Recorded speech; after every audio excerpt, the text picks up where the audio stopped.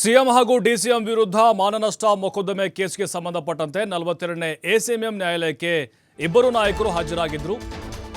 ಜಾಮೀನು ಸಿಕ್ಕಿದೆ ಸಿಎಂ ಹಾಗೆ ಡಿಸಿಎಂ ಇಬ್ಬರಿಗೂ ಕೂಡ. ಇದು 2023 ವಿಧಾನಸಭಾ ಚುನಾವಣಾ ಸಂದರ್ಭದಲ್ಲಿ ಬಿಜೆಪಿ ವಿರುದ್ಧ ಏನು ಆರೋಪ ಮಾಡಿದ್ರು 40% ಕಮಿಷನ್ ಆರೋಪ, ಆ ಪ್ರಕರಣಕ್ಕೆ ಇದು ಮಾನನಷ್ಟ ಮೊಕದ್ದಮೆ ದಾಖಲಾಗಿತ್ತು ಅವ್ರ ವಿರುದ್ಧ. ಬಟ್ ಈ ಪ್ರಕರಣಕ್ಕೆ ಸಂಬಂಧಪಟ್ಟಂತೆ ಕೋರ್ಟ್ಗೆ ಖುದ್ದು ಸಿಎಂ ಹಾಗೆ ಡಿಸಿಎಂ ಹಾಜರಾಗಿದ್ದರು. 2500 ಕೋಟಿ ಹೈಕಮಾಂಡ್ಗೆ ಕೊಟ್ಟರೆ ಸಿಎಂ ಹುದ್ದೆ ಸಿಗುತ್ತೆ ಬಿಜೆಪಿಲಿ ಆರಾಮಾಗಿ ಅನ್ನುವಂಥ ಆರೋಪ. ಆಮೇಲೆ ಕೋವಿಡ್ ಕಿಟ್ ಹಗರಣ 40% ಕಮಿಷನ್ ಆರೋಪವನ್ನು ಕೂಡ ಮಾಡಿದ್ರು. ಕೈ ನಾಯಕರ ವಿರುದ್ಧ ಮಾನನಷ್ಟ ಮೊಕದ್ದಮೆಯನ್ನು ದಾಖಲು ಮಾಡಲಾಗಿತ್ತು. ದೂರು ದಾಖಲಿಸಿದ್ರು ವಿಧಾನ ಪರಿಷತ್ನ ಬಿಜೆಪಿಯ ಸದಸ್ಯ ಕೇಶವ್ ಪ್ರಸಾದ್ ಅವರು. ವಿಚಾರಣೆಯನ್ನು ಮುಗಿಸಿದ್ದಾರೆ. ಸರ್ಕಾರಿ ನಿವಾಸಕ್ಕೆ ತೆರಳಿದ್ದಾರೆ ಸಿಎಂ ಹಾಗೆ ಡಿಸಿಎಂ. ಜಾಮೀನು ಮಂಜೂರಾಗಿದೆ.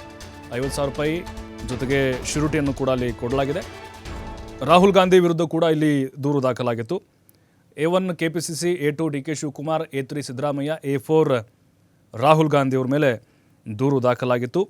ಈಗ ಜಾಮೀನು ಮಂಜೂರಾಗಿದೆ. ಷರತ್ತುಬದ್ಧ ಜಾಮೀನು 50,000 ರೂಪಾಯಿ ಮತ್ತು ಇಬ್ಬರ ಶ್ಯೂರಿಟಿಯನ್ನು ತೆಗೆದುಕೊಂಡು ಕೋರ್ಟ್ ಈಗ ಜಾಮೀನನ್ನು ಮಂಜೂರು ಮಾಡಿದೆ. ಬಿಜೆಪಿ ವಿರುದ್ಧ ಭ್ರಷ್ಟಾಚಾರದ ರೇಟ್ ಕಾರ್ಡ್ ಜಾಹೀರಾತು ನೀಡಿದಂತಹ ಒಂದು ಪ್ರಕರಣದಲ್ಲೂ ಕೂಡ ದೂರು ದಾಖಲಾಗಿತ್ತು. ಅದರ ಜೊತೆಗೆ 2500 ಕೋಟಿ ರೂಪಾಯಿ ಬಾಂಬ್ ಕೂಡ ಸಂದರ್ಭದಲ್ಲಿ ಬಿಜೆಪಿ ವಿರುದ್ಧ ಕಾಂಗ್ರೆಸ್ ನಾಯಕರು ಹಾಕಿದರು.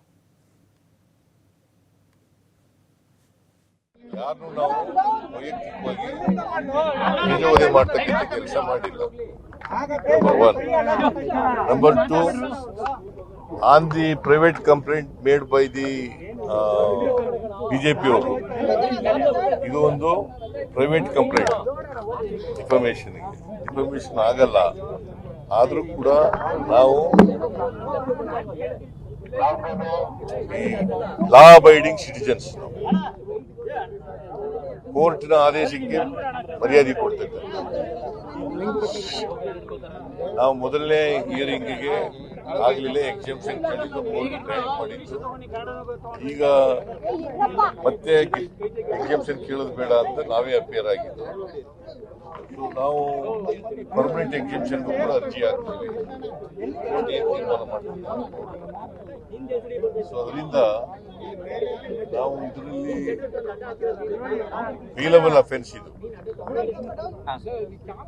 ಬಹಳ ಸಿಂಪಲ್ ಅಫೆನ್ಸ್. ಸೊ ನಾವು ಅಪಿಯರ್ ಆಗಿದ್ದೀವಿ. ನಾನು ಮೀಟಿಂಗ್ ಇಲ್ಲದ್ರಿಂದ ನನ್ನ ಮೇಲೆ, ಕೆ ಶಿವಕುಮಾರ್ ಮೇಲೆ ಮತ್ತೆ ರಾಹುಲ್ ಗಾಂಧಿ, ನನಗೆ ನಮ್ಮ ಮುಖ್ಯಮಂತ್ರಿ ಆದಂತ ಸಿದ್ದರಾಮಯ್ಯನವ್ರಿಗೆ, ರಾಹುಲ್ ಗಾಂಧಿ ಅವ್ರಿಗೆ ಇವತ್ತು ಕೋರ್ಟ್ ನೋಟಿಸ್ ಕೊಟ್ಟು ಸಮನ್ಸ್ ಇಶ್ಯೂ ಆಗಿತ್ತು. ರಾಹುಲ್ ಗಾಂಧಿ ಅವರು ಬರಬೇಕು ಅಂತಿದ್ರು. ಇವತ್ತು ಇಂಡಿಯಾ ಮೀಟಿಂಗ್ ಇದೆ ಬೆಂಗಳೂರಲ್ಲಿ, ಅದಕ್ಕೆ ಅವ್ರು ಬರಕ್ಕಾಗ್ಲಿಲ್ಲ. ಸೊ ನಾನು ಮುಖ್ಯಮಂತ್ರಿ ಬಂದಿದ್ದೀವಿ. ಬಿಜೆಪಿ ಅವರು ಇದಾರಲ್ಲ, ಭ್ರಷ್ಟ ಬಿಜೆಪಿ, ಇಡೀ ದೇಶದಲ್ಲೇ ಕರ್ನಾಟಕ ರಾಜ್ಯ ಭ್ರಷ್ಟ ಬಿಜೆಪಿ. ನಮಗೂ ಗೊತ್ತಿದೆ. ನಾವೇನೋ ಹೋಗ್ಲಿ ಅಂತಿದ್ರೆ ಅವರು ನಮ್ಮನ್ನ ಬೈಲ್ ಮಾಡಲಿ ಅಂತ ನಮ್ಮನ್ನ ಕರೀತಾ ಇದ್ದಾರೆ. They are calling us. ನಾವು ಅದನ್ನ ತೋರಿಸ್ತೀವಿ, ನಮ್ಮ ಹತ್ರನೂ ನಾವು ತೋರಿಸ್ತೀವಿ ಏನು ಅಂತ. ನನಗೆ ನಮ್ಮ ಮುಖ್ಯಮಂತ್ರಿ